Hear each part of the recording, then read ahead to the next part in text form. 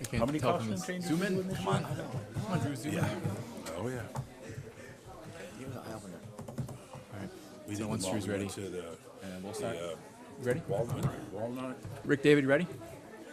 Yeah, I am just going to ask during announcements if I can make a quick. I cleared it.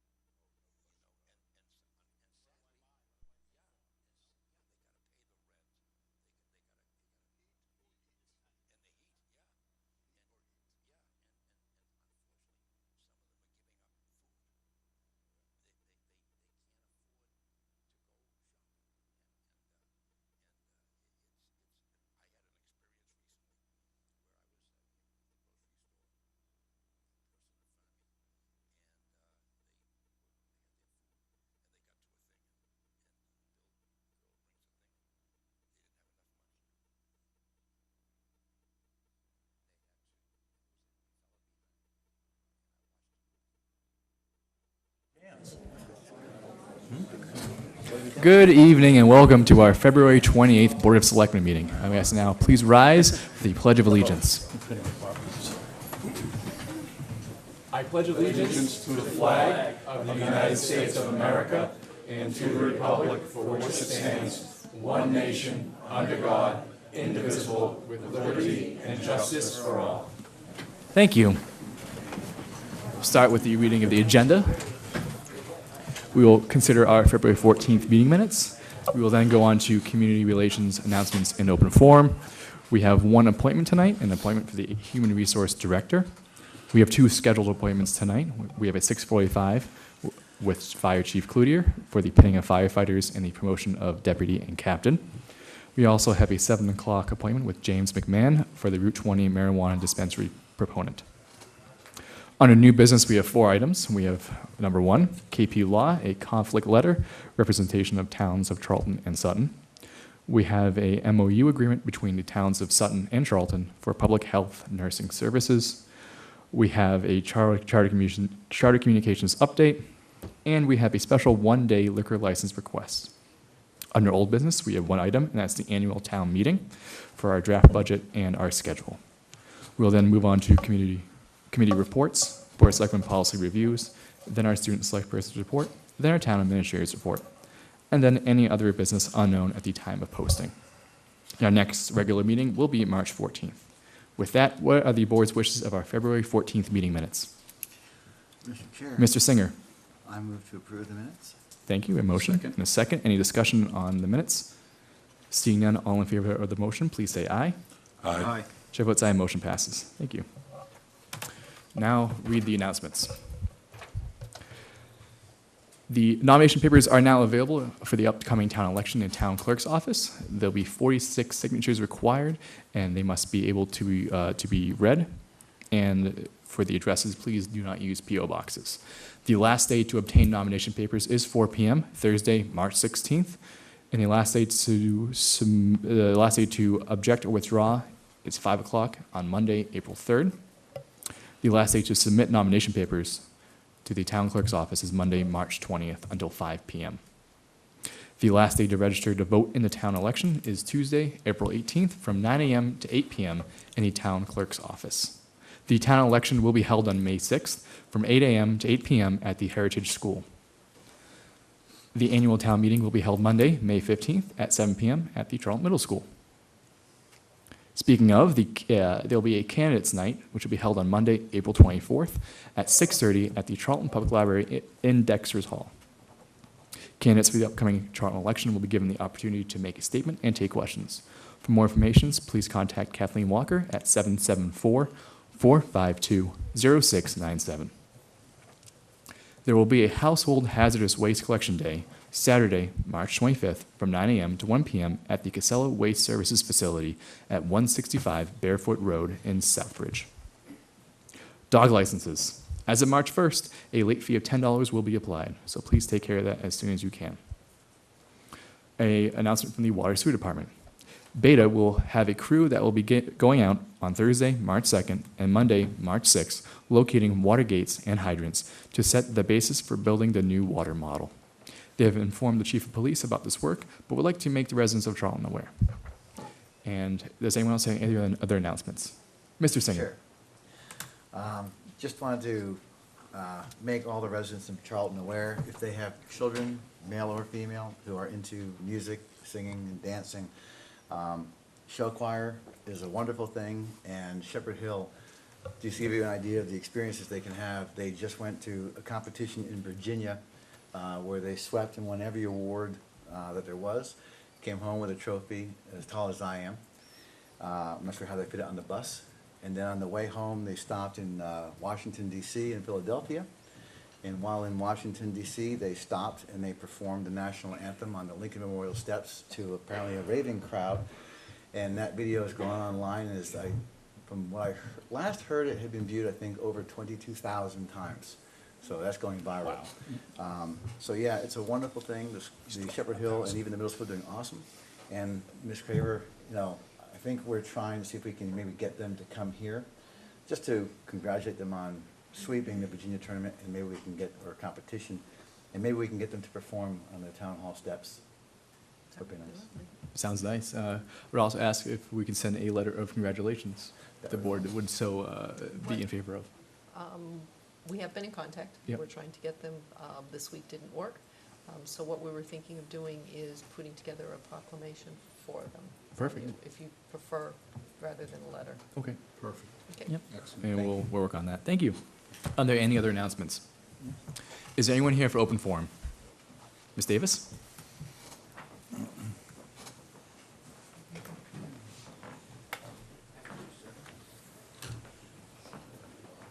Somebody else sit down?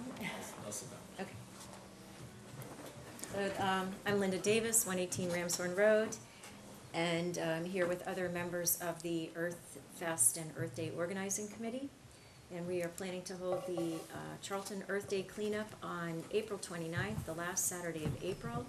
And we did submit a form today to ask for the use of the town common that day from 11 o'clock, well, from 10 o'clock till 3 o'clock. The Earth Fest will run from 11 to 2 that day with vendors on the common, music, educational vendors. We're not selling stuff, we're trying to promote environmental education, green style living, and the most important part of this Earth Day every year is the annual townwide cleanup. And the dumpster is usually donated by Casella, and we ask that residents of the town sign up for roads in town and go out and pick up litter and trash. And we do have a pretty big problem in the town of Charlton with so many of our areas are wooded. You have some houses and then you have a long stretch, and I'm not saying it's Charlton residents who are littering, but somebody is driving along and throwing away trash, and occasionally you even find bags of garbage and other things on the side of the road. So we, in this committee, all feel very strongly about the earth and keeping it clean, and we hope that the Board of Selectmen also supports our endeavors to celebrate the earth and to keep Charlton clean.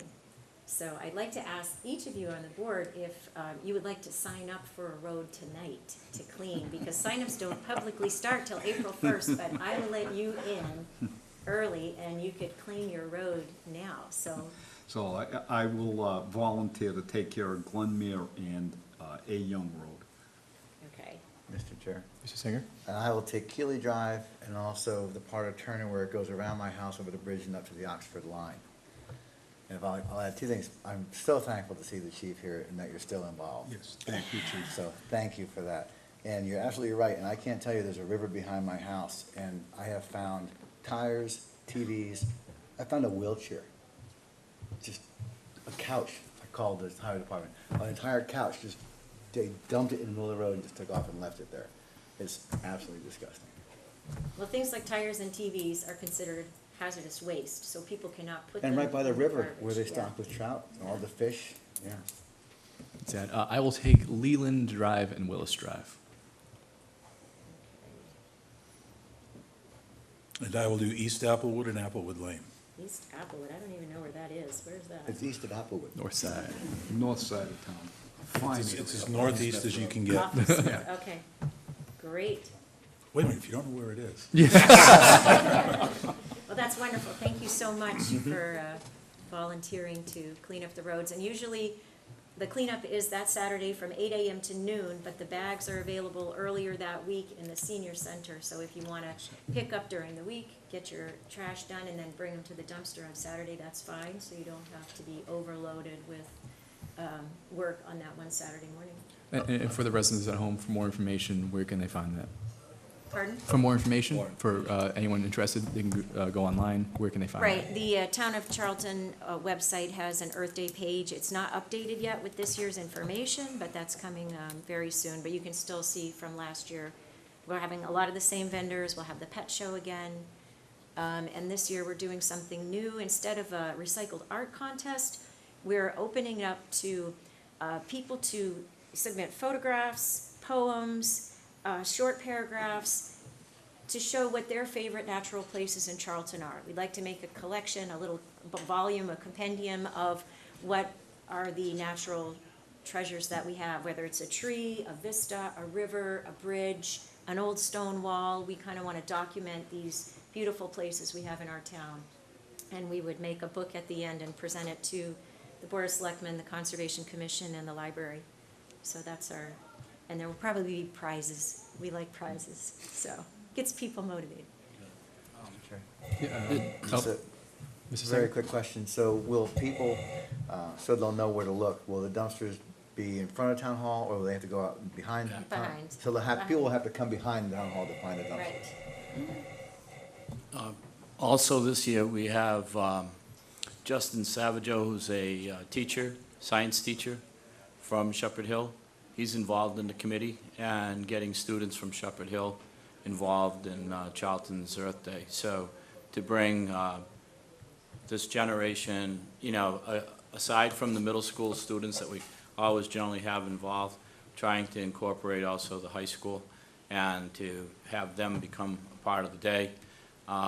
And I had talked to Chief Charette earlier about reminding him usually there's a safety seat clinic, and hopefully he'll be assigning a couple of people to that. So he's shaking his head, so I guess that's a go. So anyways, so we just, so we hope that people turn out, help pick up the sides of the road. Like in the past, we have a couple of bands that donated their time, so there'll be music during the day, and it's a good day. It's good for a lot of reasons. It's a great community effort. People can come and talk to vendors that have energy saving needs, provide energy savings and things about the environment. So it's a good day, and hope people turn out and pick up a lot of trash. Mr. Singer? Really quickly, yeah. The recycling committee has, through donations and through selling kitchen composters, which we received through a grant from the state, we've purchased 20 to 25 signs, anti-littering signs, which the highway superintendent has agreed to put up for us. So hopefully they'll be put up over before Earth Day. So that's going to be kind of fun.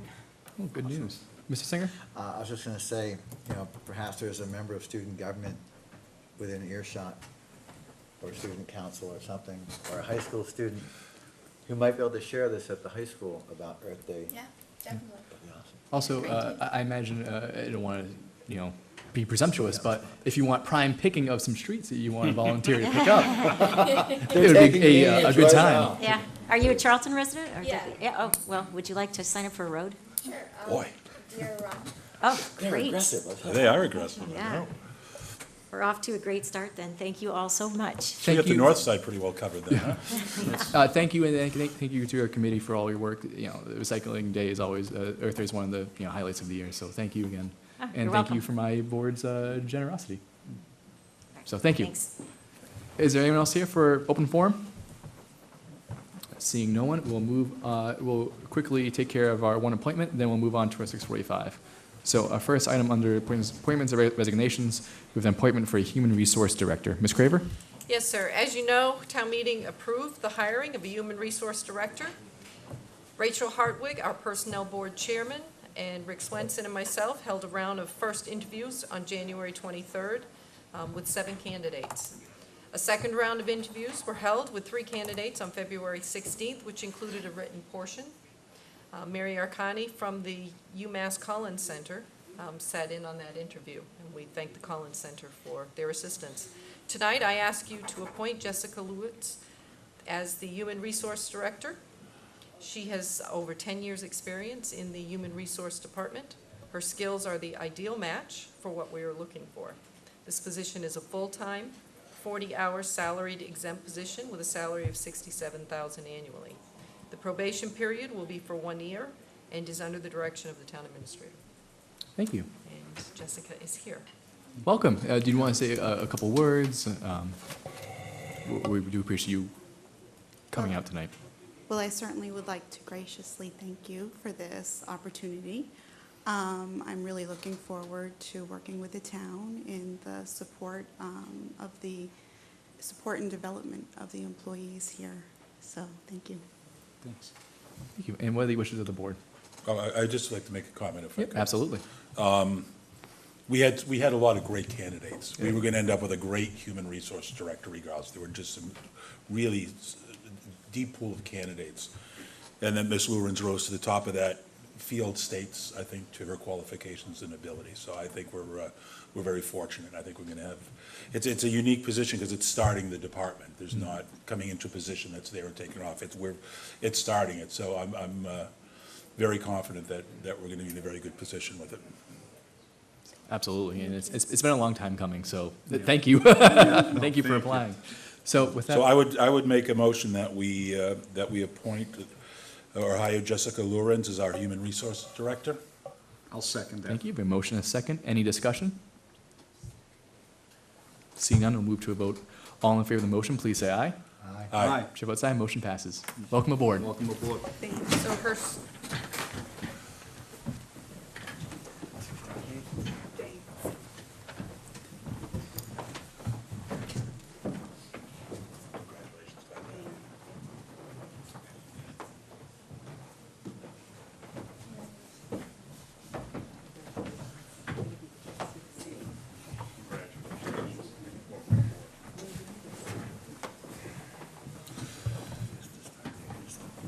so I know the next question you're going to ask is, when is she coming on board? Because that was my first question. That is a good question.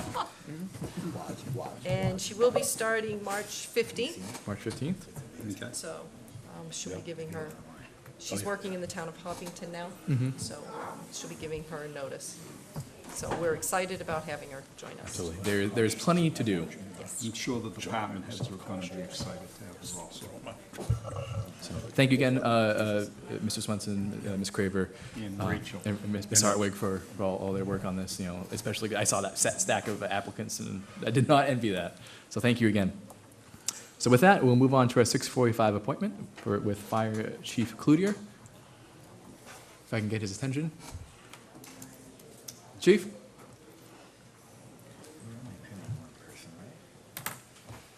Ms. Craver? Yes, Yeah, sir. I'll let you set the table. Certainly. Fire Chief Cloutier is asked for time on the agenda for the pinning of 5 new firefighters and the promotion of the deputy and captain. We've scheduled him for 6:45, and he's here. Chief? So thank you. Yes, so thank you very much for seeing us and taking, again, a little bit of our time, your time out of your busy schedule, and I appreciate that. We have quite a crew coming in right now. I think they're going to be standing room only for our Board of Selectmen's meeting, and Joe, that seems to be your favorite thing, so that's good. So this is a huge day, obviously, in our department, and as we move through, you know, it's through the gracious of the grant to have this opportunity to be able to bring on some more staff onto our department. We did bring in 4 firefighters back in August, and now we are, and those 4 firefighters in the full-time firefighting academy, they will be graduating March 15th of this year. So that's an exciting thing for them as well. And tonight we have the other participants coming in to be pinned for the ceremony for today for the other 5 positions that were in there in the grant itself.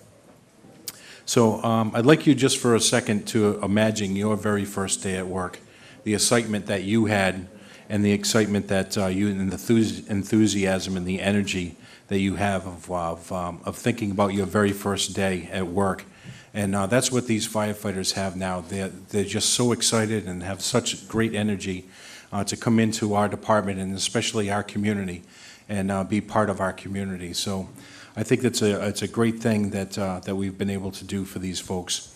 And I'd first really like to say that thank you very much to the board and the town administrator, especially in letting us move forward with this project and seeing how things are going to help us in our community and help the people of our community as well. And basically, on a couple Sundays ago, we had a fire on Juniper Hill Apartments at 8:30 in the morning. The fire was called in at in the laundry room, and if you're familiar with the Juniper Hill Apartments, there's actually 4 units in one of those apartment homes. And we arrived on scene within 5 minutes with 5 personnel. It's a huge difference when we arrive with that many people upon arrival and start working the fire right away. Being we had trained staff on scene, these guys have been training like crazy, and a sufficient water supply, which is fantastic to have in that area as well. We've been expanding upon that throughout the town, and we had a hydrant at that location. And definitely state-of-the-art equipment on brand new engine 3 that was pretty much its maiden voyage as a structure fire in our community. And brand new engine 3 arrived there with 1,500 gallons of water as well. We were easily able to keep that fire in check to the 2nd floor of that laundry room and be able to extinguish the fire in quick order with minimum damage to that location. And some of those folks are actually back into that apartment house as we speak. So that is a testament to the Board of Selectmen and the town administrator for seeing already stuff happening the right way for us, and I think that's fantastic, and I thank you for that. Basically, so our department, what is a department? I believe in our department, and our members of our department believe it's a team, and certainly a family-orientated operation. So basically, I'd like to introduce the new members of our team, and that are going to be here to assist the community. And I always remember when I was in school that, of course, you go with alphabetical order, and you always have A through, everybody starts the alphabet, obviously, with A, and the guys at the end, especially the Z people, never get to go first. So today, I'm actually going to reverse order. So Donnie Zamus will be actually our very first person to be pinned tonight as our firefighter. Donnie's been with the department since 2003, and he was hired as a call firefighter EMT. And I'd like to welcome him up tonight, and he will be pinned by his wife, Kristen. So come on up, Donnie.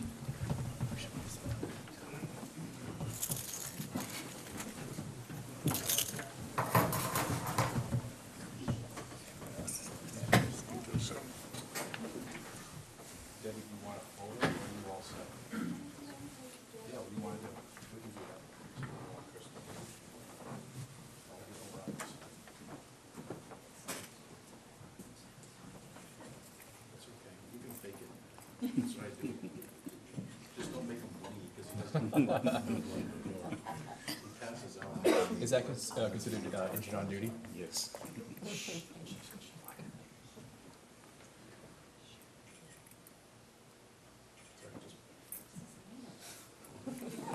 Perfect, just leave it like that. Excellent. That's it. Turn around, just go shake.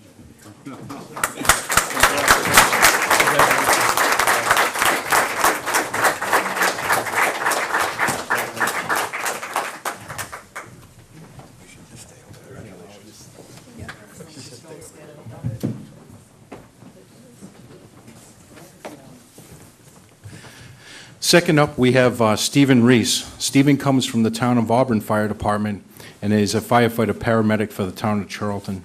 He will be pinned by his hero and grandfather, Mr. Paoletti. And Stephen's grandfather is truly a hero to Stephen, from what I understand. And his grandfather, Joseph, is here tonight.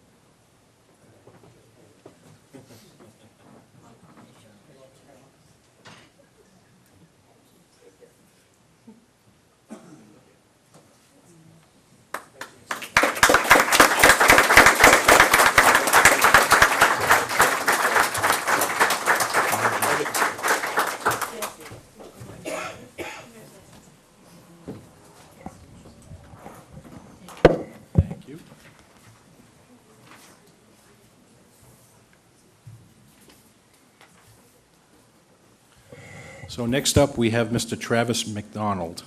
Travis has been a full-time firefighter for the town of Dudley for the last 4 years, and he has some great experience. He's a third-generation firefighter and is excited to carry the family tradition.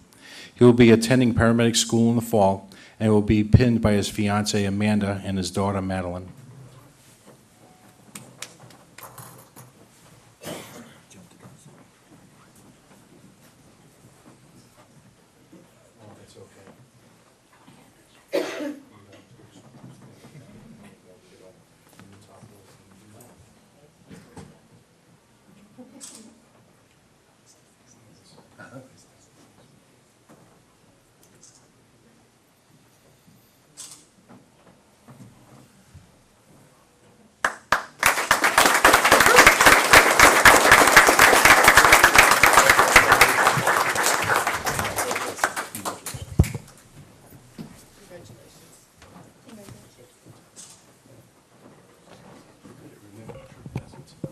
Can I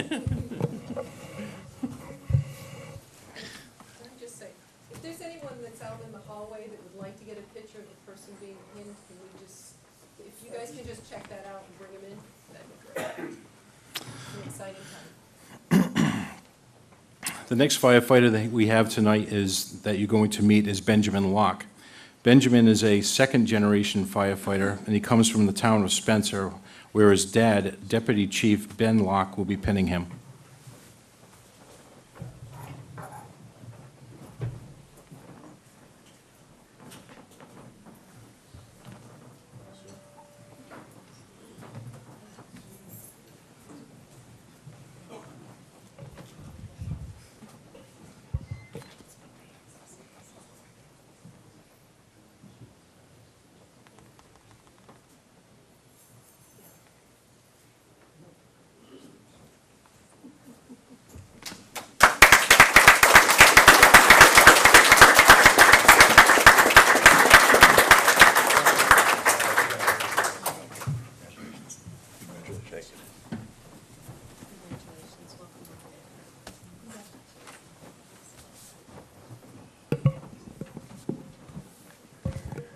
Thank you very much. It's like a well-oiled machine over here. And last but not least, we have Dennis Carlson. Dennis is from the town of Northborough and Holden. He has been a firefighter since 2000, and he will be pinned by his wife, April, this evening.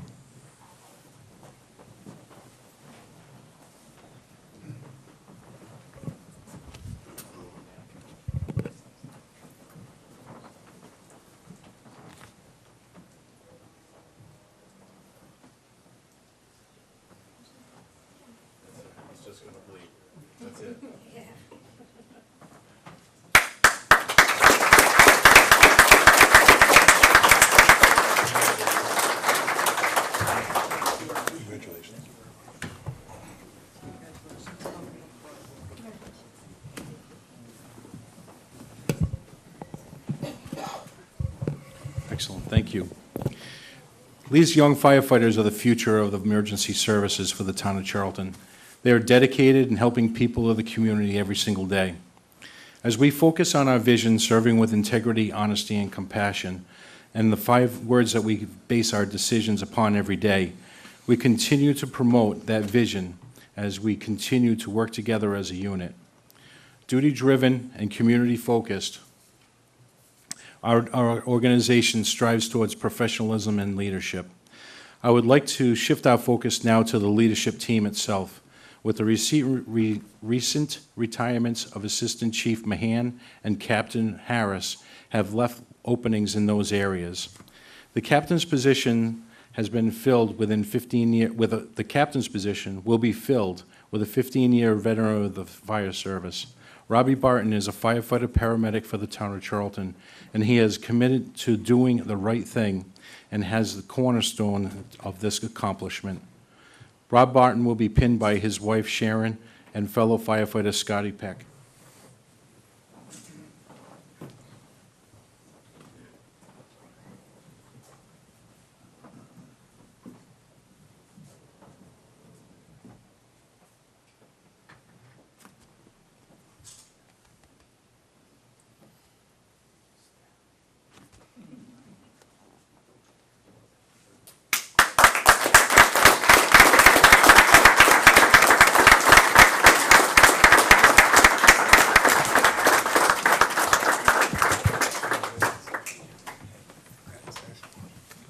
Thank you.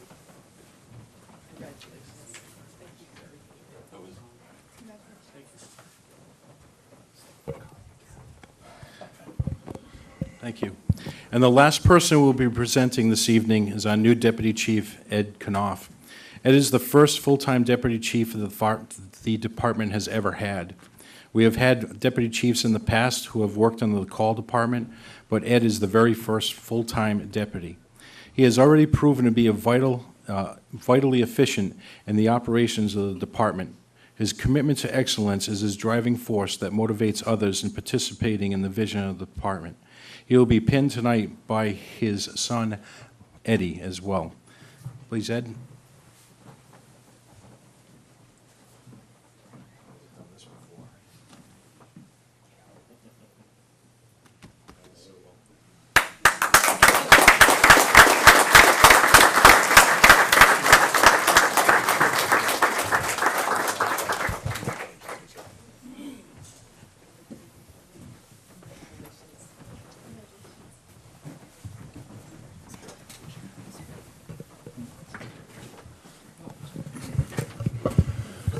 So at this time, I would like invite the board to sit. You guys can sit down. But I would like to invite all of the new firefighters and the captains and the deputy, please come on up so we can take a group photo together, please, up in front.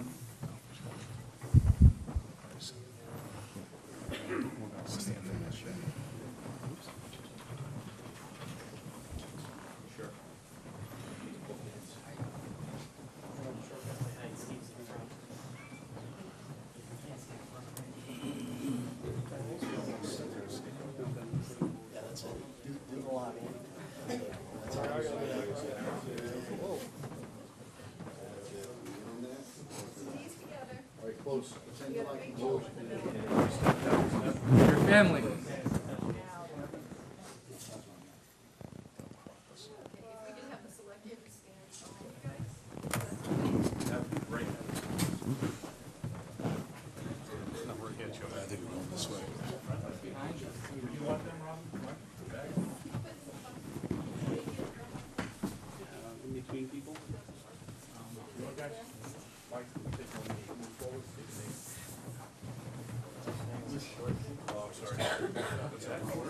Oh, and then you guys can get right back in behind.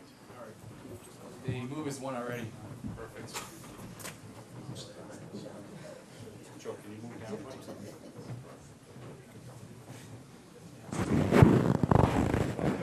Everybody sit.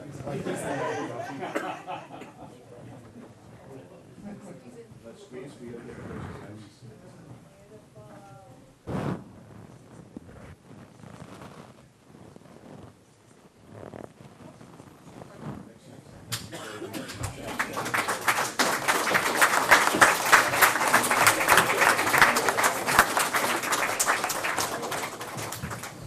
All right, everybody exit stage left. Before they go, Yeah, we're not done with that. Oh, yeah. You think you're getting off that easy? You weren't allowed to do all the talking. besides, technically stage left is this way. You walk in the wall.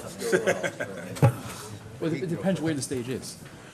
Mr. Swanson? I would just like to say, Chief, we couldn't be more excited that you were able to bring the department to this level. And for the new, particularly for the new firefighters, they have a huge advantage, and this town is very fortunate to have an exceptionally professional, highly skilled and high-level department. I mean, from top to bottom, I think we are very, very fortunate. I know what the emergency services and fire was like when I moved to town 30 years ago, and it's to say it's different would be one of the greatest understatements of all time. But it's an extremely, my experience has been that it's an extremely well-trained, high-level professional organization, and a great learning opportunity for the new guys coming in. So just wish them all well, and I hope seize that opportunity. Well, thank you very much. It's appreciated. You guys really work hard to make it the department that it is. I appreciate that. Mr. Singer? Chief, you know you do a great job, so I'm gonna focus on the guys. Yep, not me. To the firefighters who were just promoted, very well deserved. And you guys already know what I'm about to tell the new guys is true. The last time we had a job posting here, the chief was flooded with applicants. And I'll tell you the same thing I told them. every town across the country you hear so-and-so's finest, so-and-so's finest, but the fact of the matter is, Charlton's first responders are the finest that they all want to be. When we post these positions, he gets flooded with applicants, because everyone wants to be here. New firefighters, existing firefighters from other communities, they all want to come here. So the fact that you guys were chosen says a lot about you and the chief's belief in you.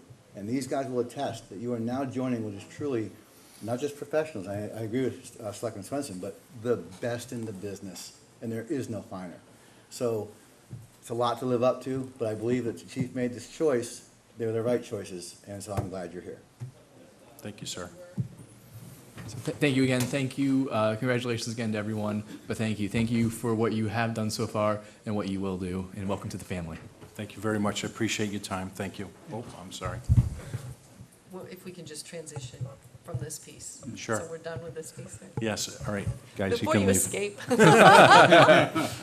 I was actually going to give them an update on the fire building, but since Sure. you're here, if you'd like to do that. Sure, that's fine. The Fire Station Building Committee got to meet last Thursday. We have regular scheduled meetings now, again, which is great, and they are on Thursdays, the second Thursday of the month at 4 o'clock in the afternoon in this room here. We had a great discussion about location and about a couple of different things for the town as well, and also the concept and thought process of a public safety building, joining forces with the police department as well. And I think it makes a great endeavor that we are about to, I believe, accomplish this time. I've been on the Fire Station Building Committee for 23 years, and I think that we really got some legs at this point now to create a public safety complex that the community can be proud of. So we're looking forward for the continued support of the community in this project as well, and very excited about moving the operation forward. So thank you, Ms. Craver, for that. Did you want anything else with that? No, sir. Perfect. Excellent. Thank you for the update. And Thank you for so everything much. else. Thank you so much. Oh, Chief, You just just wrap it one now. question. Next meeting is next Thursday? It's the 9th, I believe it's the 9th at, You're not going anywhere. Week from tomorrow. Huh? Week from From Thursday. Thursday. Yes. Okay, thank you. we will, an email will be going out with an invite for you guys, for you folks that are on the panel, all right? So, but it is a public meeting, and Chief Charette has been asked to be here as well, so. Yep. Super. Excellent, thank you. Excellent, thank Am you. I good? Because when I leave, I'm leaving. You're done. You're out of here. And No. if it's okay. Kylie, do you got The anything you municipal wanna add? building committee the fire department building committee is an open meeting, and anyone that's listening that would like to have information or have input, please come. You can look on the calendar, we'll try to make sure that it gets on the actual calendar on the website. So the more input and participation that we can get, the better. and what time do you usually meet? 4 o'clock on a Thursday afternoon, the second Thursday of the month. And It will be posted. a reminder to our public, it is your fire department too, so. Yes, absolutely. We would love to have people's input and what they want it to look like, what they would like to see, how they want it to fit in the community, everything. I think it's a big, big part of our community, and looking forward to that project for sure. Thank you all. again, Have a Chief. great night. Yes. All right. Thanks, Chief. Thank you, Chief. Thank you. You should, Oh, that was you thank should you? get out while you Chief. can. Run. Thank you very much. Good night. Congratulations again, Deputy. So with that, we will move on to our 7 o'clock scheduled appointment with James McMahon. I do apologize for the delay, but please, come on up, and I'll have Ms. Craver start us off. Yes, sir. Attorney McMahon had asked to come before you to discuss a proposed site in Charlton for an off-site registered marijuana dispensary.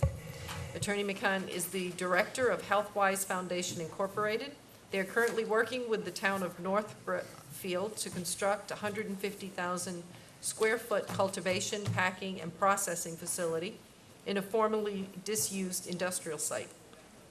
They have identified a property in Charlton at the intersection of Route 20 and 31 as the preferred potential location of their off-site registered marijuana dispensary. Oh my goodness. I provided Town Planner Gordon with information from Attorney McCannon and for his review.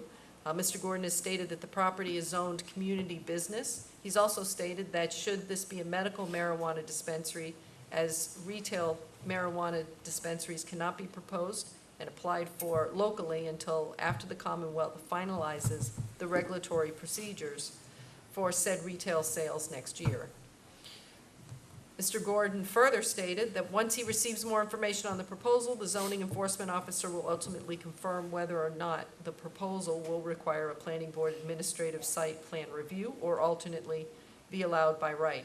He will be advising Attorney McCone to have his civil engineering project designer carefully consider both stormwater management and parking requirements, irregardless of the site plan or by right usage. And I do believe you actually had a conversation with Mr. Gordon also. So we've scheduled him for 7 o'clock, and he would like to come in and meet the board. Absolutely. Thank you so much for coming out. The floor is yours. Absolutely. Thank you for having me. So as was stated, my name is James McMahon. I'm an attorney and a director of the HealthWise Foundation. The HealthWise Foundation is a nonprofit collective that's focused on becoming the absolute paragon of marijuana treatment collectives in Massachusetts. And we think the best way to do that is by opening up our off-site marijuana dispensary, or an ORMD, here in Charlton. As Ms. Craver said, we have our production facility just up the road in North Brookfield, so we feel that Charlton is a natural fit. And that's how I first came to the town, was just strictly based off geography. But then also, as Ms. Craver has announced, the reception that I got here has just been absolutely phenomenal. I wandered into town hall one day, and Ms. Craver was there, and she showed me around, took 20 minutes, introduced me to everyone in town hall, helped me get my first round of meetings, helped me get these documents printed out. Since then, I've met with Alan, I've met with Kurt, and they both have been incredibly, incredibly helpful as well. So I'd just like to take this opportunity to thank the town of Charlton and thank the individuals working in town hall for their help with this project. It's been absolutely fantastic. So a little bit more about the project itself. The site we're looking at is right at the corner of Masonic Home Road and Worcester Road. I have a map right here. It's actually 3 lots right at the very corner. But the building that we'd be talking about in particular is a currently abandoned site that is a small yellow sort of strip mall place. I believe at one point there might have been a pizza parlor in there. So that's the site we'd be looking to take over. That's the site we'd be looking to redevelop. And it fits very neatly into our plan, exactly what we had done in North Brookfield, of finding these disused sites, finding these sites that are just on the verge of, not becoming an eyesore, but falling into more disrepair than they are now, and working to rehab those sites, revitalize those sites, and turn them into an absolute state-of-the-art economic booster to the town that we're in. In North Brookfield, what we've done, and has been very successful for us, and what I would hope to replicate here, is putting the town in the driver's seat and saying to the town, what are your expectations? What are your goals for the facility? What are your requirements and needs? How can we work to meet those? How can we find a mutually beneficial situation? And how can we do something that's going to be, not only we would be proud to present to the town, but the town would be proud to have as a contributing business and a contributing member of the town's community. Just as we've done in North Brookfield, we'd like to become a member of that community, both in our participation in town activities, but also going above and beyond that and helping with initiatives in town, helping with programs in the town, and helping to really be a good neighbor and really give back. One of the initiatives that we've started up in North Brookfield is helping the chief up there, Chief Smith, with a grant application to get a police canine. It's something that his department's been after for a while. One of the grant programs they're applying for looks for a corporate sponsor. We'd be happy to be that sponsor, and I'm actually helping him write the grant itself to make sure that it's as persuasive as it possibly can be.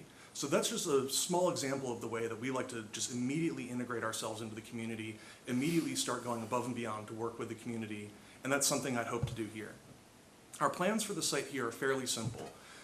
Ideally, we'd like to redevelop the site. If the site, it turns out through structural engineering, is not redevelopable, we're more than prepared to raise the site and rebuild something that the town would absolutely be proud to have and would fit the character of the town.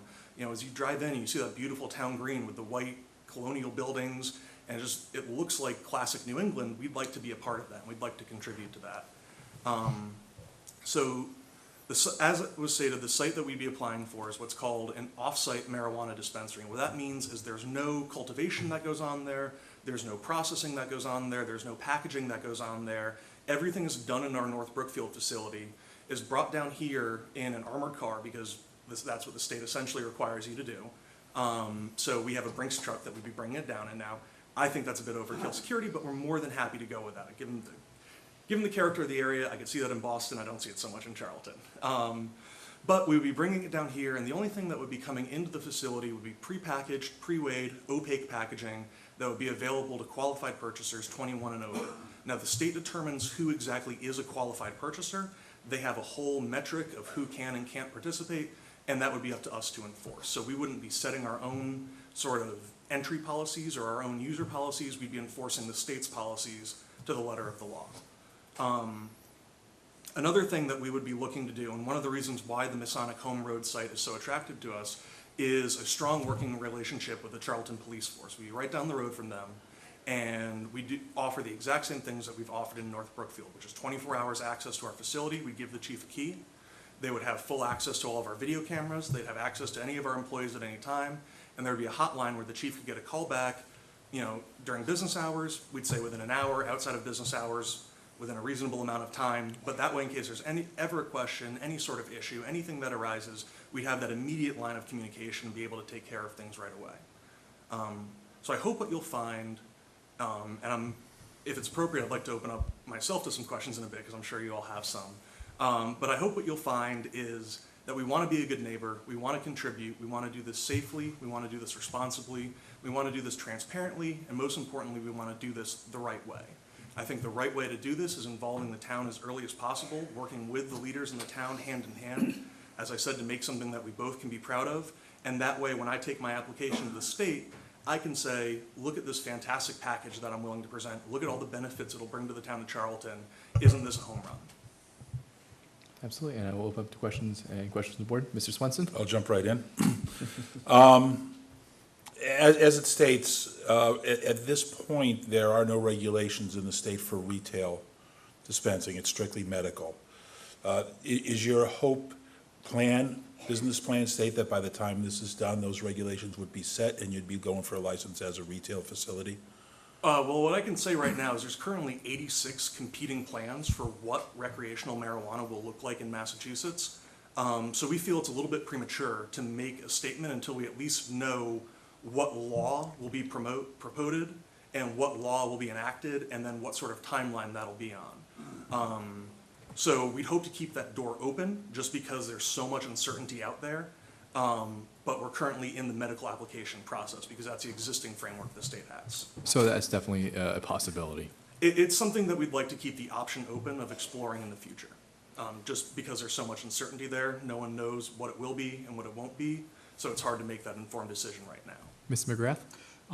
And this is just a statement that I would hope that you had conversations with the chief already, or if you haven't, that you sit down and talk with the chief, because I will say this, my decision is gonna be based on what he tells us, okay?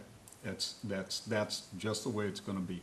I know the state has the regulations and everything else, but with the years that he has had in law enforcement, my decision is gonna be based on what the chief tells us.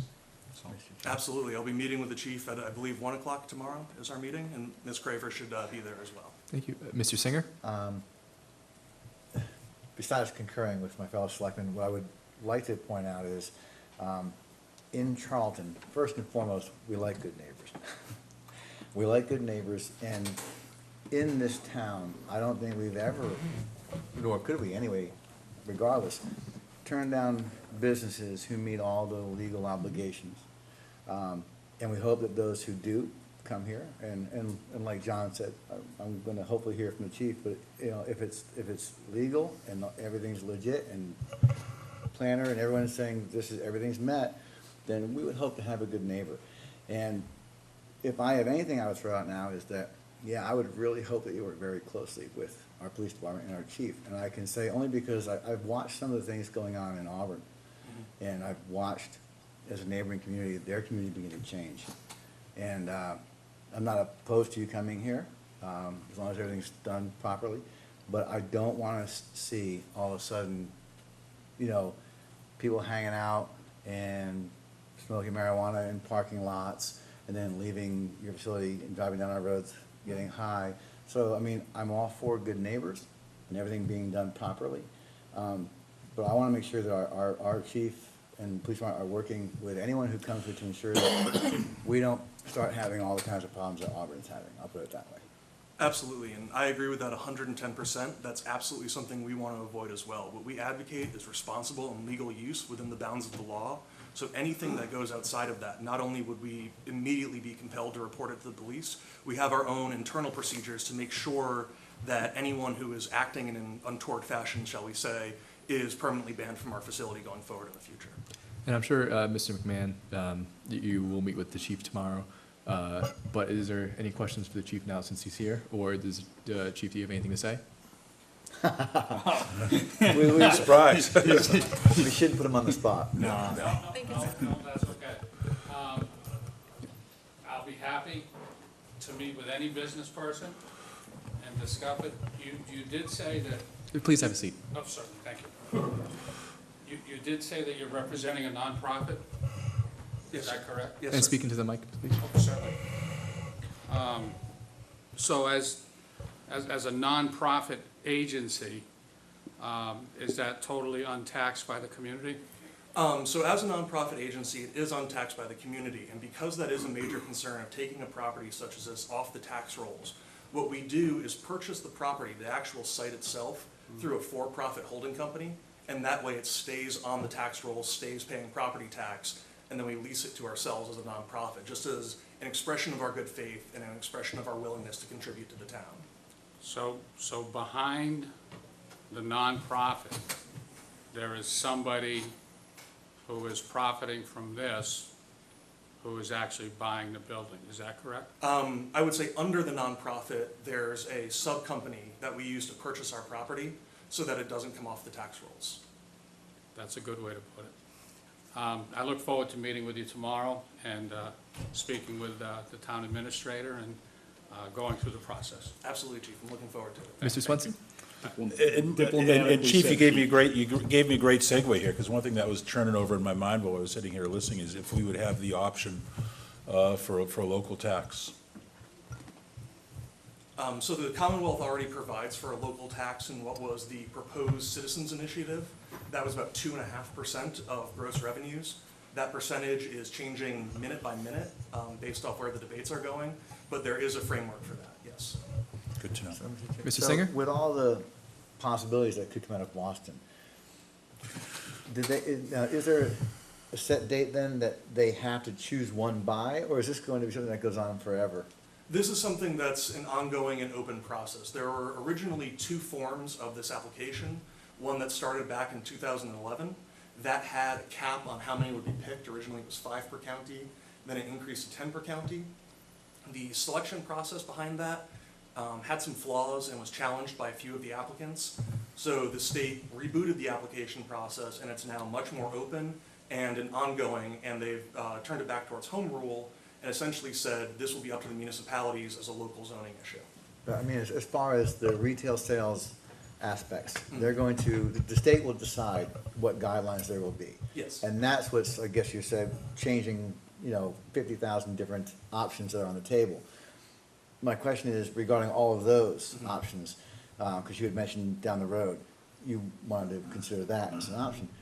Well, is that something the state will go on forever? Or is there an actual date that we as a board and others would know that they're gonna come out with whatever their guidelines will be? Oh, by? I'm sorry, yes, I understand now. So that date currently is July 1st, 2018. If they don't have anything passed by then it'll default to what was passed as a citizen ballot initiative. Okay, so they have to make a decision by that time. By July 1, 2018. Exactly. So that's where it stands on the recreational side of things. The medical side of things, we are approximately 2/3 to 3/4 of the way through our application process. The stage we're at now is what's called requesting letters of non-objection. So the letter of non-objection, first off, is not as scary as it sounds because it's not a letter of support. You're not sticking your neck out for me and you're not, even standing behind me. You're just letting me progress forward and saying that we don't have any outright objections to this facility. It's a form letter that's written by the state, and I've sent some out and I also have some copies here. And I wouldn't be asking for any decision to be rendered tonight, obviously, but would just like to show you this so that you can feel a little bit more comfortable with the letter and see what I would be requesting. I would also be giving a copy of the letter to Chief Charette, who's an instrumental part of this as well. With both of those letters, I then staple them to the back of my application, along with a plot plan and my lease for the property, and send that into the state. The State Department of Public Health has a review process to then go through and make sure that everything is square with the town, that everything is square with zoning. We've already all been approved on our end, so they just more make sure nothing has changed. Mr. McGrath? Through the chair, and just a quick question. I see Mr. Philbrook from the Board of Health here. What has to happen with the Board of Health? Is there any interaction with the town's Board of Health? There's no mandated interaction from the town's Board of Health, but obviously we would be more than happy to work with the Board of Health in any way we can. And for the same thing for Mr. Philbrook, does anyone have any questions, or do you have any comments? That's correct. We don't currently have any legal jurisdiction to oversee. And if it goes retail, then we wouldn't have any jurisdiction, because retail inspections are being taken away from the local boards of health and are subject to no inspections. I won't give my personal opinion unless asked, but I certainly am pro-business, and I certainly I'm anti-tobacco, though, and I believe that it's for medical use. I'm all for it, but not for retail. Thank you. Any questions? Mr. Swanson? Actually, I'm going to bounce this one back to Chief Charette, if I could. I know there's a lot of work going on, research going on. Are we getting any closer to any type of an OUI test that officers will be able to administer? Depending on who you listen to, yes and no.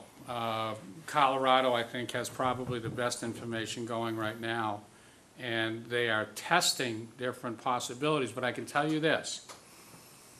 For the 30 plus, almost 40 years I've been doing policing, even operating under the influence of alcohol, which unfortunately is way too common. There are still, as we sit here today, controversies about what in fact does impairment mean. The vast majority of alcohol cases operating and all the other concerns that arise do not get prosecuted to the full extent because of that problem. So that is huge with something that we all know very, very well and has been around a long time. There's a lot of questions that remain with this. I wish I could give you better information, but everything I read keeps leading to more questions. But I will do my absolute best to give you the best research I can and get that to Ms. Craver. Again, my biggest concern, to each their own, my biggest concern would be OUI. Well, that CERN, I would say this. I want to make it really clear to any citizen who's listening. People tend to think of this like marijuana that was around 20, 30 years ago with a THC level of 6 and 7%. May I ask, sir, that is this medical dispensary going to include any edible products? Right now, we're exploring that, yes. Okay. Depending on who you read and what you look at, the problem with that is a 6% level of THC, and for want of a better description, old marijuana, the stuff that, you know, kids used to have in a baggie and that kind of thing. The THC level in edibles can go up to as high as 90%. Now, what they really run into in a lot of places that's dangerous is, as you can imagine, when you eat something as compared to smoking it, that does not get into your bloodstream and so on and so forth into your system nearly as fast. And they've had very serious problems with people having, like, you've probably seen them, these little gummy bears, if you've ever seen any. So, okay, you got a gummy bear, which to me doesn't exactly look medical, and I don't want to go beyond the scope of this meeting, but that little gummy bear, if you read the label on what Colorado says is an acceptable amount of THC, you would have to eat half the head off of it. That's it, just half. If you eat the whole thing, you're getting 3 times the acceptable medical level of THC. So I'm not in any way advocating for or against. I just want to be sure that people out there seeing this and hearing different things don't think that this is something that is not extremely strong and could be very dangerous. I don't know of any other medicine that they make gummy bears out of, and maybe I'm missing something. But if it's medicine, don't put it in a cookie, don't put it in a gummy bear, don't put it in something that is attractive to a child So I've got a lot of concerns about how this gets out to the community. And we can certainly talk about all those. So I apologize, I don't have a good, strong answer, but I have a lot of thoughts about concerns that could arise. And that's my biggest one is, and they tell me that what happens is people eat a little piece and then feel nothing, and eat a little more and feel nothing, and then all of a sudden, they're in an emergency room. And I do have data on that I'll share with Ms. Craver. That's happening in places that this is going on. I think if you need medicine, go to a doctor. Absolutely, and That's I me. think it sounds like an issue a lot of police departments are facing. Mr. Swenson? A couple of things, if I could. I have friends in both Colorado and Washington State, which have had very different experiences with this thing, as I understand it. Wouldn't the easiest solution, and again, I don't want to go too far off track here, be for the state to regulate the amount of THC that can be in any product? I've seen different discussions on that, but at this point in time, and I apologize if it's out there and I don't have it, but Yeah, I'm not I do expecting not know anything if from that's you. taken place. You would hope that. Because I believe in Washington State, they have Absolutely, sir. limited. You maybe have data. So I have a little bit of data. I was actually just looking into this. So Colorado has done that, and Colorado has limited the amount of THC equivalent that they look at in the edibles to 10 milligrams per dose or per unit of consumption. The other thing that they've done is you can no longer sell a full chocolate bar and say, well, that's 12 separate little doses in here because it's 12 little Hershey squares. It has to be individual pieces to make it much more apparent that that's what a responsible serving is. And I agree with the chief 110%. The last thing that we ever want to do is do something that kind of, for lack of a better term, toes the line and is cutesy. I'm just as afraid of those ring pops that you see on the billboards as everybody else is. So what we want to do is advocate safe and responsible adult use. The last thing that we would ever do, the last thing that any of us could ever sleep at night, is knowing that we've made something that could possibly be attractive to a child. What we want to do is make something that will work for responsible adult use in the home, in a private space, for a needed product. The other thing that we would do with everyone who walks in our door is not only would they be subjected to a pre-purchase class where they would have to sit down with their dispensary agent, talk about responsible use, talk about consumption, talk about side effects, talk about possible consequences, and most importantly, talk about safe disposal of the product, because that's something that we really want to focus on, is making sure that these products stay very controlled and stay with the individuals that they're supposed to be with. And we have tracking systems in place. I'll be more than happy to get into detail with the chief about tomorrow about ways that we have figured out processes to ensure that happens. So with our education program, with essentially a code of conduct that all of our clients will have to sign, that will give us the ability to then ban that client if we find that code of conduct has been violated, essentially a good behavior code of conduct that goes above and beyond the regulations set out by the state. We want to do everything we can to make this a responsible product, and we understand that it's a regulated product, and we understand that this is a product that does have some stigma behind it, but this is something that can be done in a responsible fashion. This is something that can be done in a moderate fashion, and this is something that can be done in a fashion that won't bring issues to the community due to this prior proper planning that we would have in place to set up a framework to prevent any of these things before they would happen. Thank you. Mr. Swenson? Just a couple of quick last things on this. There is a lot of stigma to it. In fact, it's kind of reminding me of an old Seinfeld episode, as everyone's talking about, not that there's anything wrong with that. But I do believe that this is going to happen. And I think it's going to get more and more commonplace. And I think the company group, however you want to define it, that takes a responsible approach, such as you're describing, is going to come out on top. Because I don't think it's going to go anywhere. I think we're going to all have to just hedge our bets and act in the most responsible manner that we possibly can. So, I mean, what you're saying sounds good. I would agree with my colleagues here. I mean, the chief's, thoughts on this are going to play a good part, I think, in a lot of our thought processes on that. So, my only other question would be, am I going to lose my office? Are you in the... I'm in the house behind the... Are you interested in buying it? Well, let me say this about that.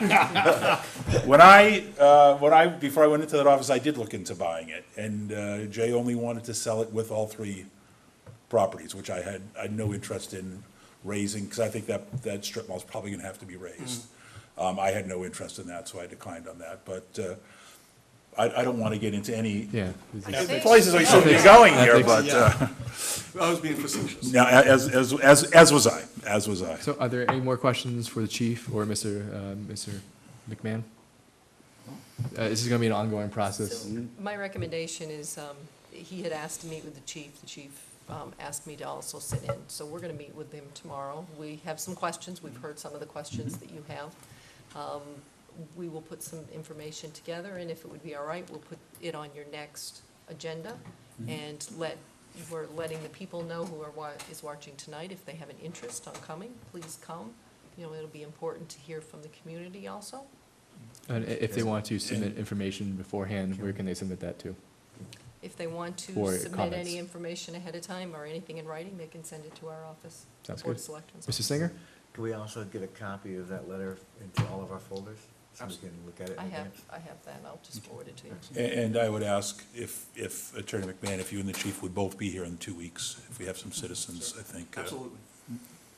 I think the best way to deal with any questions or issues is just head on, and if you could be here to do that, that would be great. Are there any more questions? Mr. McMahon, thank you so much for coming out, and this is like I said, it's gonna be ongoing, but we thank you for starting this conversation and working with all of us, so Thank thank you. you. Thank you, Chief, thank you, Mrs. Philbrook, for coming out as well. With that, we'll move on to new business. Our first item under new business is KP Law, a conflict letter, representation of towns of Charlton and Sutton. Ms. Craver? Yes, sir. We've received a determination and consent form pursuant to the Massachusetts Rules of Professional Conduct, Rule 1.7, having to do with representation of the towns of Charlton and Sutton. An intermunicipal agreement for public health director nurse services from Thomas McEnany from Copeland and Page. Copeland and Page Law has stated that their relationship with the town of Charlton and Sutton creates an interest that requires disclosure, which requires them to obtain express permission of the appointing authority of each town before they can represent each town. We've done this before with Southbridge. The representation of multiple clients is regulated under Massachusetts Rules of Professional Conduct and states that an attorney may not represent multiple clients if the interests of one client is directly adverse to the other client, or if his representation of one client may be material limited by his responsibilities to another client or his own needs, interests. If, however, the attorney reasonably believes that the representation of each client will not adversely affect affected each of the clients, and if the clients consent to the consultation, the attorney may represent the client in such a situation. Where representation of multiple clients in a single matter is undertaken, they also require to disclose and explain the implications of the common representation of the advantages and risks involved. In their opinion, as special counsel, the towns of Charlton and Sutton will not be adversely affected by the representation that they will provide to Charlton with respect to the agreement. It is their further opinion that this joint representation provides the advantage of cost effectiveness, i.e. the cost of their time spent preparing the agreement will be split between the communities, and efficiency. The only risk, he notes, would be in the unlikely event that negotiations or performance of the agreement breaks down between the parties to the point where one municipality seeks legal redress from the other. Under those circumstances, Copeland and Page would likely have to cease representing both towns with regard to the agreement. The board must consider whether KP Law's representation of Sutton, as described above, will be likely to adversely affect their ability to exercise independent professional judgment on behalf of Charlton. KP Law believes that the representation of Sutton for the purposes under the conditions described will not affect the exercise of their independence, professional judgment on behalf of Charlton with regard to the agreement or any other matter. I would recommend the board consent to Copeland and Page's, or KP Law's, as they're now referred to, representation of both towns, Charlton and Sutton regarding the proposed agreement. So I'm talking to you about a proposed agreement, which I haven't talked to you about the agreement yet, which is your next agenda item. So, kind of putting this in now layman's speak, we have an agreement. It is a nurse from the town of Sutton to share. Jim Philbrook is here, our health agent, is here to answer any questions. We believe that we'll be able to save quite a bit of money. I've looked at the agreement that he's drawn up and sent over. I don't believe that there's any issues, and it is good that we're not having to get our own attorney to do this, so. Thank you. Mr. Swenson? I'm curious how the division of time would work Oh, for the for the nurse. attorney? No, Okay, well, so I guess we should wait on that if till we we get can- to that Next point. time. If we can Yeah, finish this. yeah, we'll piece, finish this part I of it. would I was getting, recommend- I was getting ahead of myself. So, I'll make a motion then, I guess. Does anybody have any other questions? I'll make a motion that we've determined pursuant to Rule 1.7 of the Massachusetts Rules of Professional Conduct that the Charlton Board of Selectmen consents to KP Law PC representing the town of Charlton with regard to intermunicipal agreement for public health director nurse services as disclosed in the letter to the board dated February 21st, 2017, and also to having them represent the town of Sutton also. Second. Thank you. We have a motion and a second. Any discussion or questions? Seeing none, we'll move to a vote. All in favor of the motion, please say aye. Aye. Chair votes aye, motion passes. Okay, So now we can move on to the second item, the memorandum of understanding. So what started this is we were advised by the Board of Health that they had a vacancy for and were in the need of a public health nurse. We've worked with the town of Sutton to share nursing services, which the agreement was written by KP Law. The Board of Health is asking the Board of Selectmen to approve this agreement with the town of Sutton so that the proper nursing services will be available. The terms of the agreement are from March 1st, 2017 through December 31st, 2017, and may be extended by mutual agreement of the parties for successive one-year terms commencing on January 1st, 2018. But in no event may the term of this agreement exceed 25 years. The services rendered by the Sutton Public Health Nurse shall be billed to the town of Charlton at a rate of $75 per nurse hour. The town of Sutton shall submit invoices to Charlton on a monthly basis. I would recommend the board approve the agreement pending any adjustments by the Board of Health.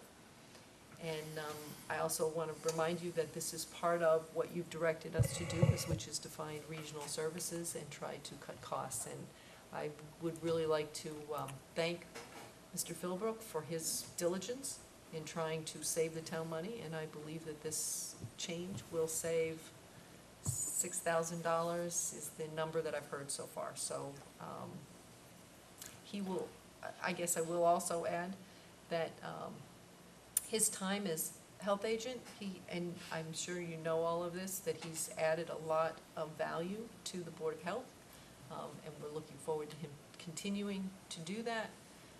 And he's going to be taking on a few of the duties that our old nurse had done. I'm not calling her old. Our previous nurse had done, and therefore saving us some money, and he'll have a better handle on the nursing hours, so. Has the town of Sutton already approved the agreement? Okay, Mr. Singer? If you would please, for everyone's edification and those watching, explain why we need a public health nurse service for the town of Charlton and what they do. Yep.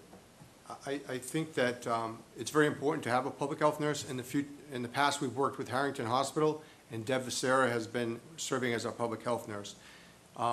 It is because on the Maven reporting, if a doctor feels that there's a TB case or a tick case or a reportable disease, that's monitored by the public health nurse. She only has to view those. But on a lot of those cases, I, as the health director, can view them at no additional cost to the town. And we've been paying monies that have been going up by $3,000 or $4,000 a year, and an increase of from $1,954 in 2014. In 2016, we paid $7,093, and this year they're going to be going up by another $3,000 and at 10% on top of that. And we can cut costs from $2,000 to $3,000 per year by me stepping up. and not have any breach in services, because Harrington will still perform the flu clinics in the senior center, because there's no charge to the town for them. They charge each person insurance. So there's really there's no lapse in any coverage, there's no public health risk of changing. It's just cost saving for the town of Charlton, and it only makes fiscal sense. The public health nurse was great, but Harrington was driving the cost up. And as Sturbridge did, took on Cheryl Lewinsky, Charlton jumped on board because she was almost to her maximum, she would not be able to. And if we missed that window and all the other towns jumped off because of the increase of 10%, would be searching for a public health nurse, and she would not be available. And then instead of paying $2,000 or $3,000, we could again be paying $10,000 or $12,000. And the Mary Pickering fund that was funding our public health nurse has run out. It has reached its end. It has had $28,000, and we cannot touch that. So rather than come before you and FinCom and asking Robin for more money, we did have a Davidson account that has $10,000, which could last us 3 years before I ask for more money, or it'd be coming next year to ask for an additional $10,000 or $12,000, because you don't really know, because they could not give me any cost estimate and would not step up to say, yes, we will try and control cost. And I can't run a budget that way, nor should the town expect me to keep asking for thousands of additional dollars that I can step up and take care of a lot of this reporting diseases and check through my office and my staff without having Harrington pay their administrative assistant, not even a nurse, to perform these duties. And that's where I determined that we don't need a nurse to do all these, and they have not had a nurse do these. They've had an administrative assistant taking care of these issues, which I can take care of within the office. Mr. Swenson? No, actually, you addressed answered my question during that, so thank you.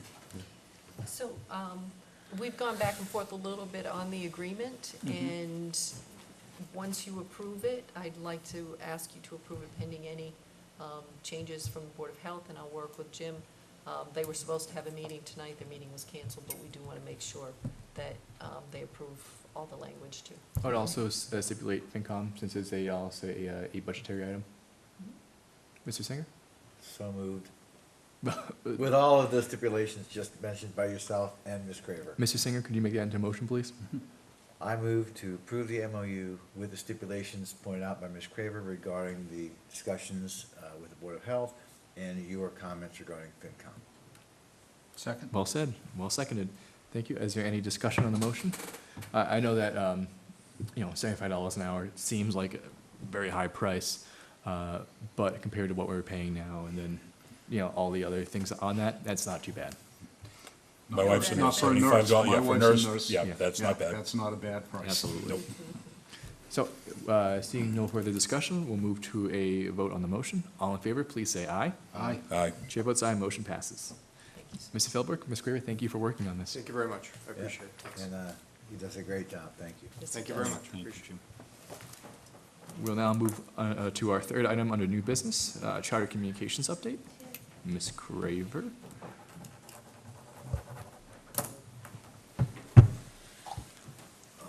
Attached is the annual Form 500 from Charter Communications, which is the complaint outage report for 2016. Out of 3,488 subscribers, there were 74 service interruptions. This is just an update to let the board know how Charter Communications is doing in Charlton. There is no action needed. Thank you. Are there any questions or comments? I do appreciate the update, and we'll move on to item number 4, a special one-day liquor license request. Ms. Craver? Yes, sir. Attached is a request from Kyle Haggerty for a special liquor license for wine and malt beverages to be used for a St. Patrick's dinner from 4 p.m. to 12 a.m. at St. Joseph's Church in the Church Hall on March 18th. This request has been forwarded and approved by the Building Commissioner, Fire Department, and Police Department. Per the board's policy, the license, if the days requested are approved, should be issued for 2 additional days for the following reasons. March 17th to allow delivery of the alcohol to the establishment where no sales will be allowed. March 18th for the sale on the approved date and time is listed, and March 19th to allow for pickup of any unused alcohol where there would be no sales allowed again. I would recommend that the board approve the special license as requested. Thank you. And what are the wishes of the board? Through the chair. Mr. McGrath? I make a motion that we approve the special license request for Kyle Haggerty for the St. Patrick's Day dinner celebration at St. Joseph's Church, for the dates that was stated in the application, March 17th through March 19th. Thank you. Mr. Chair. Yes, Mrs. Singer. Second with a discussion. Sure, here, motion second discussion, Mr. Singer? Just that, because we are dealing with a new police chief this time, and he's not here to ask the question, and it's not specified in this, I would hope that anyone who is going to be serving here is tip certified. We will make sure. Yep, and would you like to amend the motion to reflect that, Mr. McGrath? I'll amend my motion. And I'll amend my second. Thank you, and just to clarify, that is, Oh, it's here. it's here. I It is just there? found it, yep. Robert Ratty Senior from Spencer and Yankee Spirits, tip certified. Never mind. All right, we'll continue with the original motion. Is there any discussion? Mr. Swenson? I'm curious, is this being put on by St. Joseph's? Who's putting on this event? I do not. I don't see that anywhere in here. I would assume it's St. Joseph's. That's an assumption, though.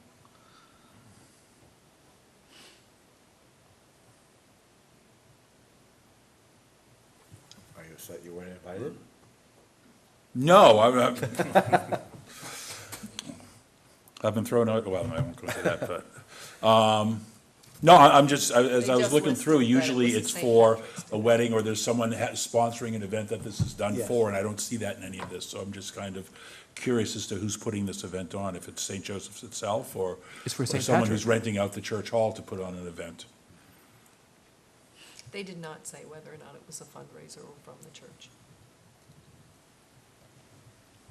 Is there any further discussion? Seeing none, we have a motion. We'll move to a vote. All in favor of the motion, please say aye. Aye. Aye. Any opposed? Yeah, I'm gonna oppose.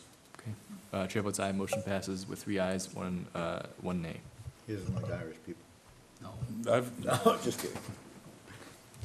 I wasn't I invited. know what you, No, I know what your question is. but no, I can't in good conscience vote for it, not knowing in my mind who's putting it on and what is behind it. I'm only going on the assumption that knowing the management of it. Yeah, that's a fair point, fair Absolutely. point. And Ms. Craver, I would request that if you have, you look into it and find out if it's a church-sponsored or a private individual, and let the board know. And share with the chiefs, just in case if there's any, if you have any issues with that. Thank you. All right, we are now on to old business, and our item under old business, small one, but a large one at the same time, the annual town meeting. Ms. Craver? Yes, sir. So you have in your packet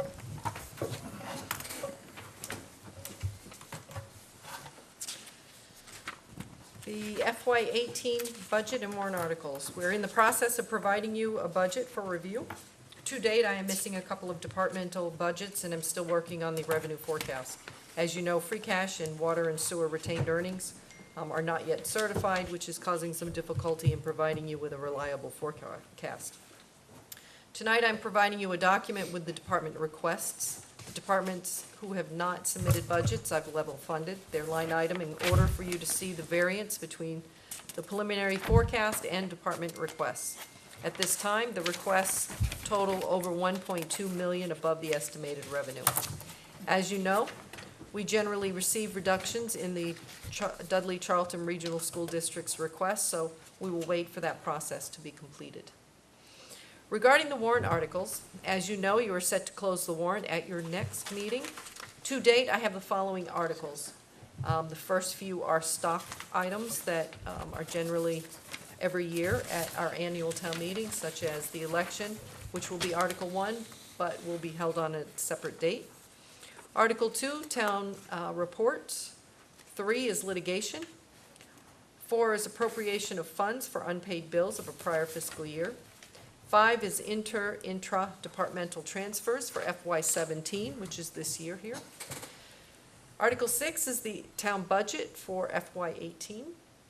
Article 7 is water department budget, and Article 8 will be the sewer department budgets for FY18. Article 9 is the PEG access and cable budget. Article 10 is a transfer of funds to and from the stabilization account. 11 is capital items and related contracts. 12 is the cemetery perpetual care. Article 13 is authorization of revolving funds. This article will be changed this year because of the Modernization Act, Municipal Modernization Act. They have allowed so that you can change your revolving funds to put them as a bylaw, and then you would just make changes to that bylaw as you go along, and you would set terms. So the state is looking at those regulations again. They're pushing back, allowing cities and towns to wait. My preference would be to get the bylaw in place, and then we don't have to deal with it next year. So I'm working with town council to just get that done this year. Article 14 is personnel bylaw amendment, the classification plan update, which will include deleting the town collector and town treasurer, and then adding the new position of the treasurer collector, the assistant human resource director, the human resource director, and possibly a finance director. Article 15, general bylaw amendment for contracts. This is something that I've had discussions with town council. As you know, we've come up against a couple of times with procurement on who should be signing procurement documents, what should be happening with the contracts. And so he's provided us some additional language, which I will be getting to you so you can take a look at that, on having a bylaw that is more specific about contracts. Another general bylaw amendment is to change the special town meeting to an annual meeting. In your goals and objectives, you had asked about getting information of that. I'm holding a placeholder right now and working on language so that you can decide whether or not you wish to go forward with that. And a general bylaw amendment to change constables from elected to appointed. If you remember, that was a recommendation in the Government Study Committee, and you had talked about doing it. You did not want to do it at a special town meeting, and you wanted to hold that off until this meeting. I've also contacted the planning board, and they have 3 planning board warrant articles. They've asked for placeholders, which I'm including here at the bottom, which is nonconformity zoning bylaw revision, medical research and development overlay district revision, and drainage easement conveyance from Lodestar Energy LLC to Town of Charlton Highway Department. Alan, Mr. Gordon did tell me that there may be a 4th, but he's going to be going to the planning board, and he'll let me know by the end of the week. Thank you. Are there any questions for the town administrator, or any discussion about the town meeting or the budget? I know, just to reiterate, Ms. Craver, that we will be supplying information on the preliminary budget about about previous budgets and the department requests, and that'll be online for transparency so people can see what's going on. Yes. And do research. Yes. And the Finance Committee meets tomorrow night, so I'll continue to work on that budget and get them the information. For patterns or trends that I'm seeing, there are quite a few requests for either increasing hours or new staff. If only we can get more grants. That'd make that a lot easier. Is there any other discussion? Mr. Swenson? Are you confident that we're going to be able to stick to this calendar? I'm confident that we will make up time as we need. Okay. So, Thank you. Any other discussion? is there any articles that you have thought about to bring forward for the annual town meeting that you don't see here? Is it just, even for just a placeholder? Now, I did have a conversation with Greg Desto, our superintendent of Dudley Charlton Regional. We usually have a kickoff meeting to start the budget process. I believe a date we had bounced around, but I'm waiting to hear confirmation, so we should have that shortly. He had mentioned something about the possibility of some technology override or debt exclusion. I'm not sure if they're going forward with that, but we could, I am putting together the capital plan and waiting to hear from him whether or not he will need something. I do also want to mention to you that under Article 17, to change the constable from elected to appointed, there is a component, it will need to go on the ballot. So you will have a warrant article for town meeting that says, if it's passed, and here's the language, if it's passed at at the election, then they vote for this. So it's, you can have the referendum or the town meeting vote either way, you just have to word it correctly. So I did check in with the town clerk, she said that she'll need the final language if you are wanting to go forward for the ballot at least 33 days before, so that she can get it to print. Mr. Swenson? I'm wondering on Article 16 if it should be changed special town meeting to biannual town meeting. And what if changing it to annual town meeting might be confusing to some people, as we already have an annual town meeting? Well, since you have no charter, you can't name your town meetings, you need to go by statute, and the statute allows for either an annual town meeting or a special town meeting. And I don't think that you would be able to put just any name. Does the statute allow for 2 annual town meetings? I had asked town council to look at that. I actually was trying to get them named as Springtown Annual and Fall Annual. Just something to try to eliminate confusion. He did not put that in, and I have not had a chance to ask Okay. him if we're barred from that, but I think annual town meeting is kind of, well, that is the statute, Okay. which will show you, I mean, one of the reasons that this is gonna be important is if there's votes at town meeting for bonding, bonding is very specific. What kind of town meeting? When? Did you do all of the notifications?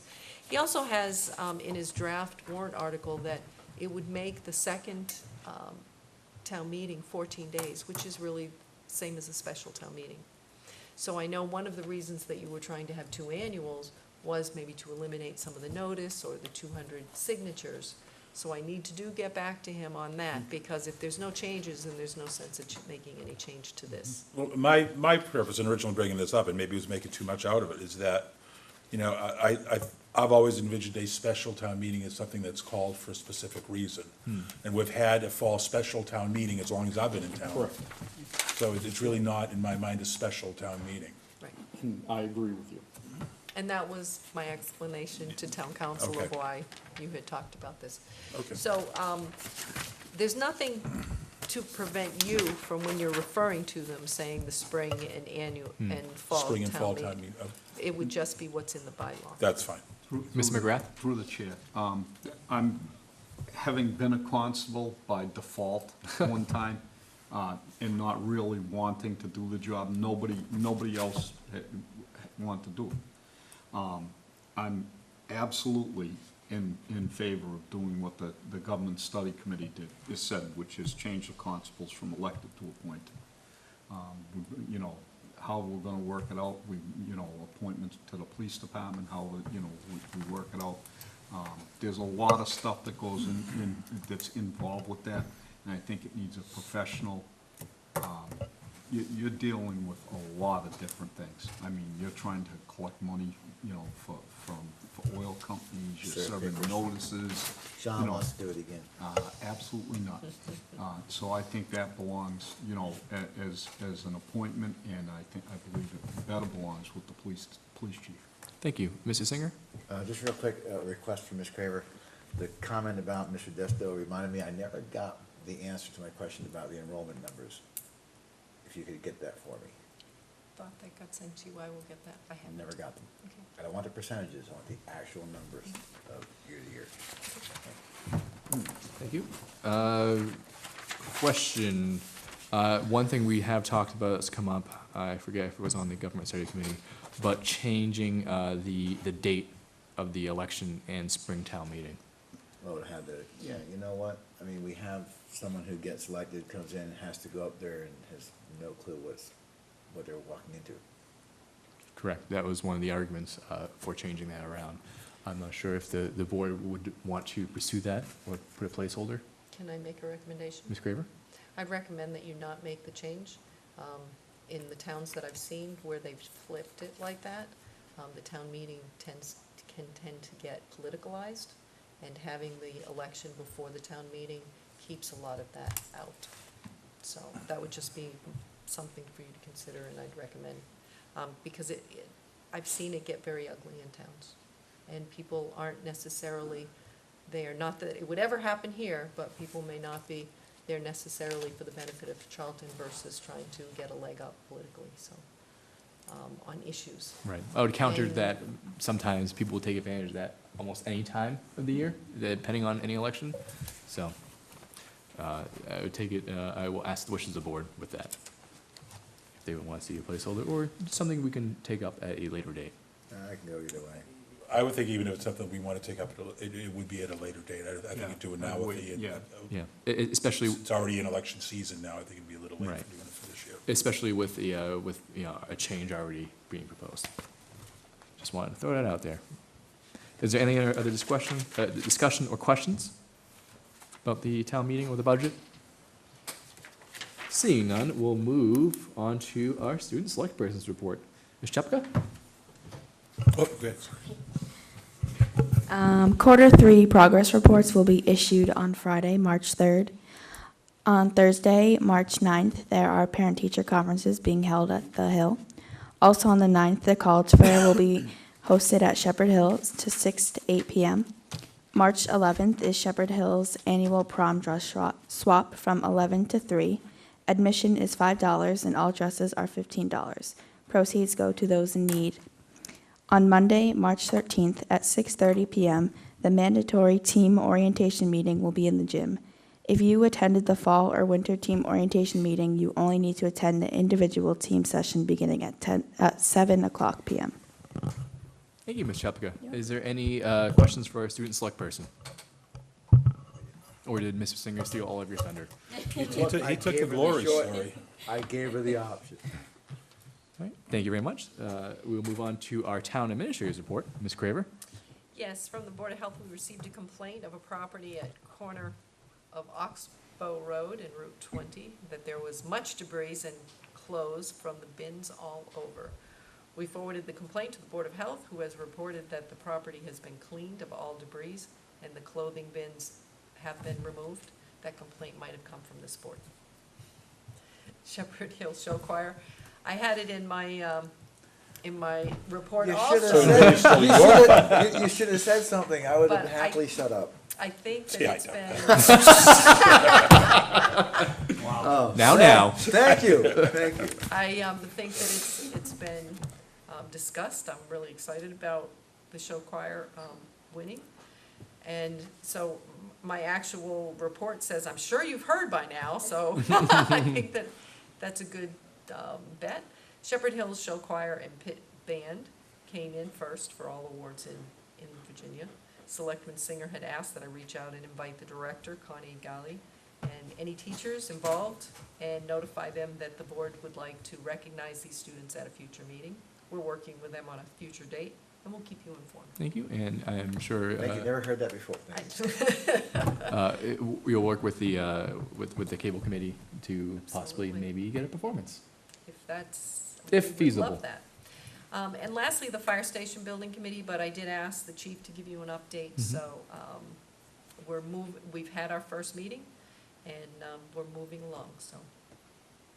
Thank you. Is there any questions for the town administrator, Mr. A Swenson? comment, and I don't want to steal anybody's thunder here, but I was glad to see that in the town administrator's report, it did mention the pit band as well as the show choir. Yes. A vital portion. The pit bands for decades were the unsung parts of show choirs and Literally. lots of theater productions and that. So I do know now that they actually do have competitions for the pit bands as well. So just, And they're we're giving all the, amazingly talented when these well, the kids ones I go- played in were. Those two, and when these kids go from having, just like an MP3 file playing behind them with no lyrics to suddenly having a live band, and I'll tell you, and the band is really talented. So I just appreciate the fact that the pit band was mentioned in there as well.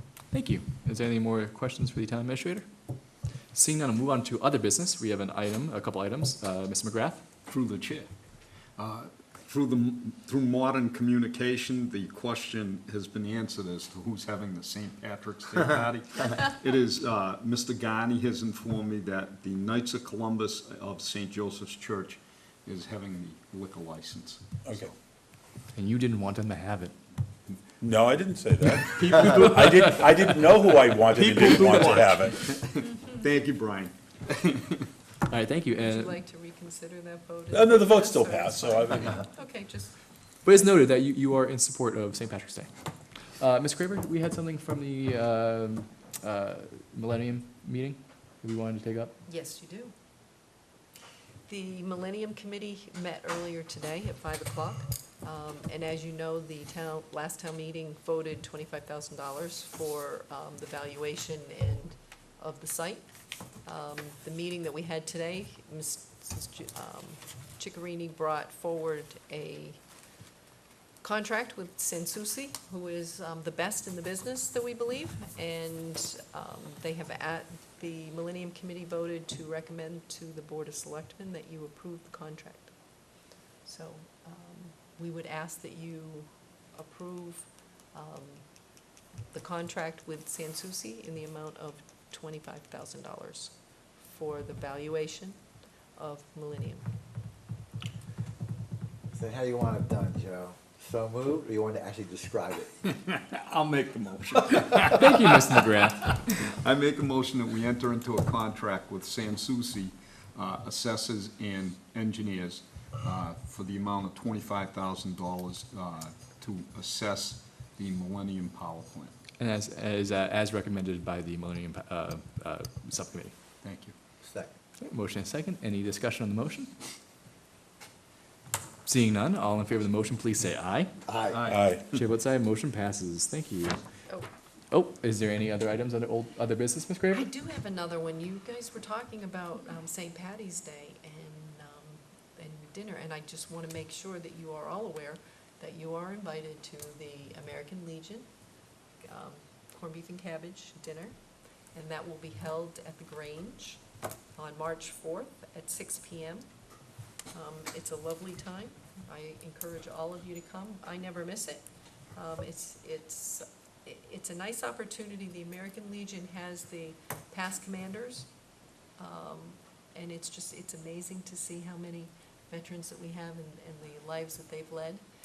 They also do a tribute to 2 boys that they send to Boys State, and the boys generally talk about their experience, and it's a fun time.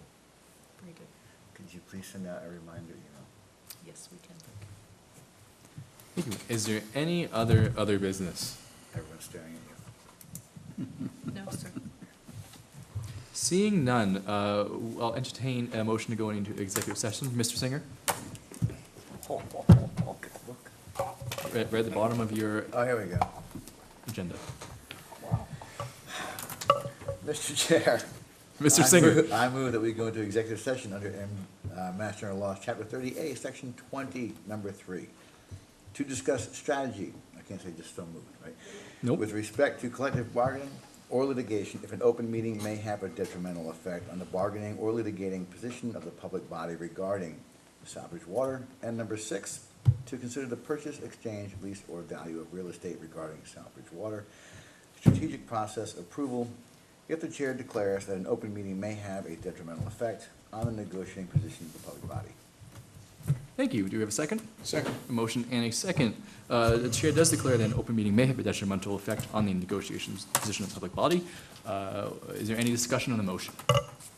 Seeing none, I'll move to a roll call vote. Mr. McGrath. Aye. Mr. Swenson. Aye. Mr. Singer. Aye. Chair votes aye. We're now in executive session. We'll be exiting executive session solely for the purpose of adjournment, and our next regular meeting will be March 14th. With that, have a great night. Oh, yeah, what else?